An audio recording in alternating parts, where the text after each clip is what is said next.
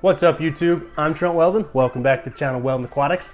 Today we are going to do a full test on the new Aquarium Co-op Easy Auto Feeder. Corey was kind enough from Aquarium Co-op. Corey with Aquarium Co-op was kind enough for members of his YouTube channel who donate, the $5 a month to be part of the membership. He gave us a coupon code to purchase the new Easy Feeder, the new auto feeder from Aquarium Co-op for half the price.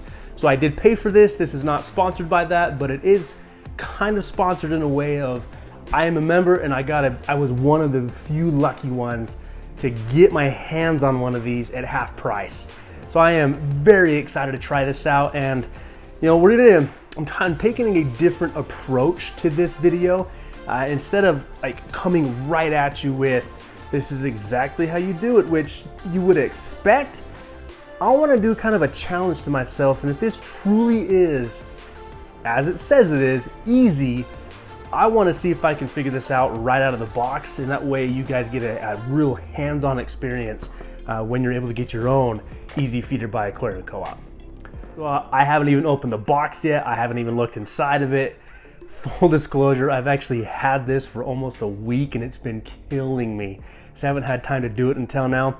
But right off the start, this packaging is awesome. I mean, check this out. Right? They got Murphy on the box. So whoever designed the logo, the box, the packaging, marketing is on point. Kudos to that person. So it's, like I said, it's supposed to be very simple. There's few instructions on the side that talk about the mounting options. There's instructions on the other side that talk about how to set the time on it. So already I'm impressed that this should be easy. So let's dig into this and see what we come up with.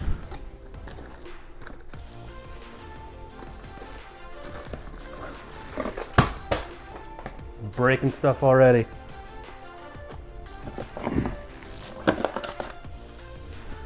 Oh, look at that. Aquarium Co-op saved the day. I'm not gonna lie, I was actually, before I started this video, I realized I didn't have any AA batteries and they included one for me. So thank you, Aquarium Co-op. That's gonna be useful, obviously. Oh, all right, let's take a look. So this is the initial feeder, right? And I'm not gonna lie, I've never used an auto feeder. I've kind of shied away from them in a way of I actually like to hand feed my fish. But check this out already. Manual feed. There's an option with one click of a button you can manual feed from this. So instead of having to stick your fingers in a spoon into your fish food every single time, there's a manual feed option. But initial impression, it looks large, but it does look rather easy. Now I'm liking that, though. The reason I'm taking that it's large is look at the reservoir for the food. That's actually a pretty decent sized reservoir. So I may have to get like an Eheim auto feeder for a later video to do a full in-depth comparison, because I really want to know how that matches up with another feeder, if it holds more food. If you could, because a lot of people use these on long-term vacations, right? So I'm interested to see how that works. Looks like here's our mounting options.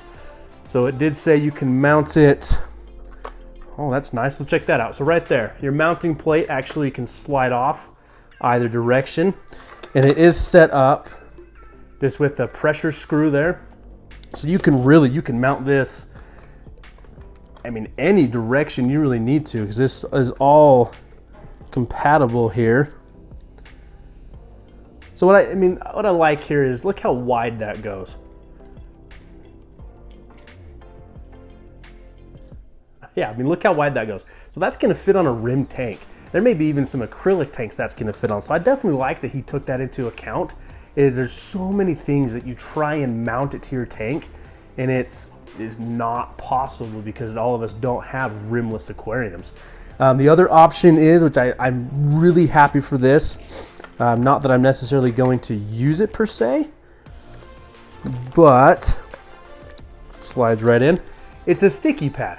He included a sticky pad, so if you want to mount this to a wall, if you want to mount it to the rim of your aquarium, I mean, he gave you so many options to actually mount this to your tank, and I personally like that. I like it when I have options to use the product of how I want to use it versus, you know, nope, can't use that product because it doesn't fit my specific tank or it doesn't fit my specific need. And this is why I was really excited to try this, is Corey always states that he's a hobbyist first, business person, educator second. And as a hobbyist, I appreciate the time that he put into figuring this out. So let's take a more in-depth look at the actual reservoir where you're going to house your fish food. And a test I wanted to run was what size of fish food can I put in this? Would flake work in this? What size of pellet's gonna work in this? You know, something like frozen food obviously won't work because you're not gonna keep it frozen, but something like freeze-dried food will. I honestly think you could feed freeze-dried full krill out of this, and check this out, here's why. So to take it off the back, you literally just pull. Again, super simple. I like that. I hate it when I have to get like a screwdriver, and you know, and it's never the right size. You gotta tinker with it. So it just pops off the back. To get into the access the reservoir to fill it, pop off the back. It's that simple. So easy enough to put the food in there and to put this back on. It is going to say up on the direction. So you line that up, snap that back in, right? Now here's why I guarantee you that I could feed any pellet size I want, any flake food I want, freeze-dried food, here is the reservoir. So right here, you actually get to set the size of opening you have. So it's hard to see, let's see if I can do this way. So right here on the back, this chamber here is actually going to be, as this rotates, is actually going to be where food dumps out of. So now if we look at the front side of it, this lever right here is what controls the size opening for that food to come out of. So if you're facing it, if you push it all the way to the left, it's actually going to completely close off the feeder from releasing any food. Now you have increments. Looks like you've got 1, 2, 3, 4, 5, 6, 7, maybe 8 different increments that you can actually single set that lever to. Yeah, I mean, you can ultimately decide what size of food you're going to feed out of this. Now, if we go all the way over, look at the size gap that led into. That will drop out some freeze-dried food for sure. Pellet size, not a worry. I mean, you're not necessarily going to be feeding like the what do they call it, the massivore pellets, you know, the carnivore diet pellets. But something like a standard size pellet, a standard flake food, betta food, goldfish food, I mean, that's all gonna fit in here very well and work rather simply. Let's get into actually setting the time on this to where it's actually gonna be applicable, you know, setting the time frame that you're gonna start your feeding time frames. And like, if you're like me, I hate lamp timers where I have to pop up the pins to set the times, and then you have to, you know, get a screwdriver, you break your fingernail, it's annoying. So again, I wanted to do full disclosure, this is my first time using this, so I really wanted to give the in-depth look at a hands-on first time trying to figure this out to make sure this is easy. So I did cheat a little bit. I'm a typical guy, and I just pulled out the instructions, and I like it that this isn't 17 pages long. This is this simple to set the time on this. So the timer is set in military time, 24 hours in a day. So if you're unfamiliar with military time, you may have to do a quick Google search to figure out exactly what time frame you're setting it at. But it's simple as this. What I recommend is taking the black arrow and lining it up vertical. Then you're going to take the green wheel that black arrow is sitting on, and you're going to turn it clockwise. And as you do so, ever so slightly, the main cog in this is going to turn the timetable. Now what you're going to do is you're going to match up what time you want to start feeding. So let's say, just for video purposes, I'm going to turn this to where the 20, which the 20 would be 8 o'clock at night. So let's say I want to start my feeding at 8 o'clock at night. Actually, let's go something much more applicable to people. Give me a second, let me rotate this around. It does take a little bit of finger work to make this go around one full interval. Let's make this really applicable. All right, we're almost there. All right, so we like to get up, we like to go look at our fish. You know, first thing we're gonna do is we're gonna feed them in the morning. So I've turned the wheel to where the timetable matches up to 7. So 7 is 7 o'clock in the morning. That's where I want my feeding to start. So what I'm gonna do is each one of these slots on the side here, I can put a pin in, and that's where that food, it's gonna feed at that time. So what I have is I have it set to 7. I'm gonna take one of the included pins and I'm going to insert it on that first slot. That's actually super simple. You don't have to push on that hard at all. Man, they put some thought into that. Anyways, so put the pin in, right? We're set to 7 o'clock. That's the first feeding. Put the pin in. As this rotates around, it's gonna hit that pin. And then what's gonna do is it's gonna cause the reservoir. This is gonna spin and dump food into the aquarium. Now you wanna say, let's say, so your first feeding's at 7, right? Let's say you're growing some rainbow fish fry out, you know, something really small, so they need a lot of feedings throughout the day. All right, so we're gonna rotate it, rotate it, rotate it. Let's say I wanna feed again at 10 o'clock. I'm gonna take another pin, gonna insert it next to the other one. That's my second feeding for the day. Now I can continue to turn that wheel and set designated time frames, and then continue to insert pins down the side. And I can have up to 6 feedings a day off of this. Now, most people are probably gonna complain that this isn't digital, right? It's not digital, you're not doing time frames, so it's harder to read. I 100% disagree. I think this is so much easier to read. The only thing you're relying on is one battery, right? You're relying on one battery, one AA to power this. And if the battery dies, guess what? Your feeding times are already specifically set. As this continues to turn, it's gonna hit each pin at that exact time frame you already set, and you're not gonna lose your feeding schedule. So if you lose the battery dies, you don't have to reset your entire feeding schedule over. That's genius. I'm very curious to get this on a tank. I'm gonna try and get it on a tank here now. We'll do a quick, some clips of it actually working, of it actually rotating, you know, taking a look at that. But so far, I'm very impressed with this. This was very simple to set up. I mean, it's, overall, my only cons on this is it's a little bulky, and these pins can, you know, if you lose them, you're in trouble, but that's it. I mean, I can get over the size, right? You're not putting an auto feeder in your tank for looks, but I'm not gonna lie, like, I like the green they do.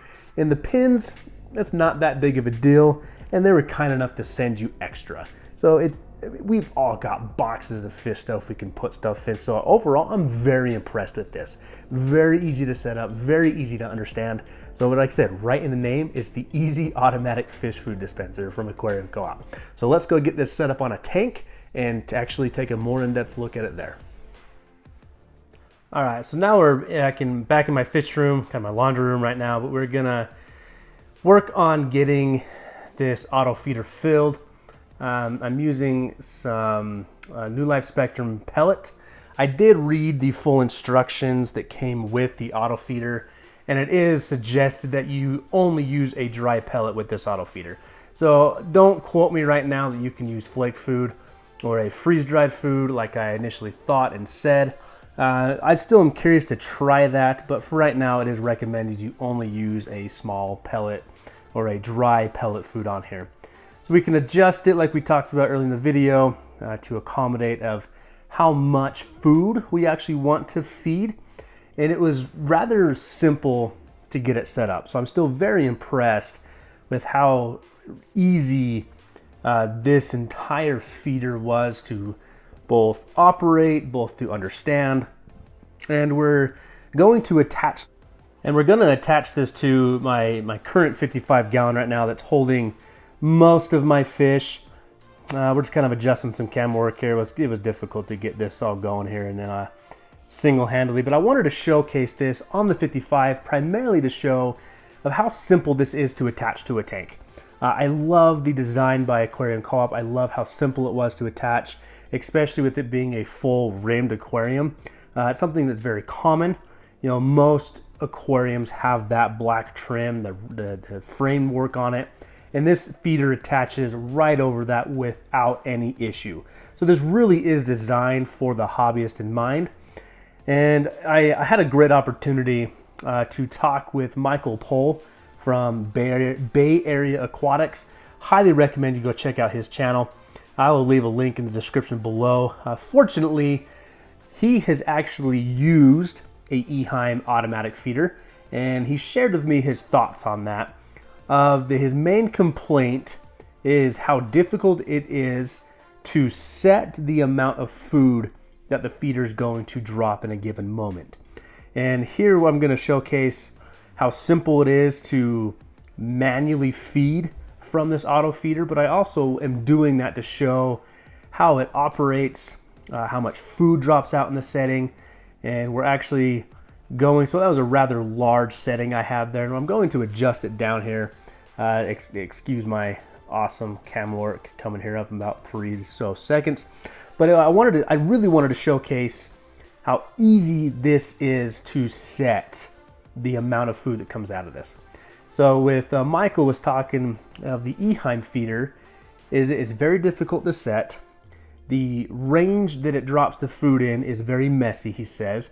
It tends to drop a lot on his lid, or he has to accommodate it where it's not dropping food on the lid.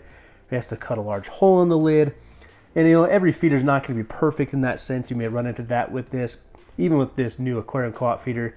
But already from that discussion and actually using the Aquarium Co-op feeder, I think most hobbyists are going to have an easier time setting this to work with their lids, if they're using lids. Like right here I'm using the polycarbonate covering, nothing crazy, and I moved it to showcase how simple this is to actually use. But I firmly believe that Corey did us a true favor in the hobby by building this, designing this. This was a very simple product to use. I'm very fortunate I got my hands on it. I'm happy to try this, and really I give this a 5-star review. So thank you again, guys, for watching this. I hope this helps, and we'll see you guys in the next one.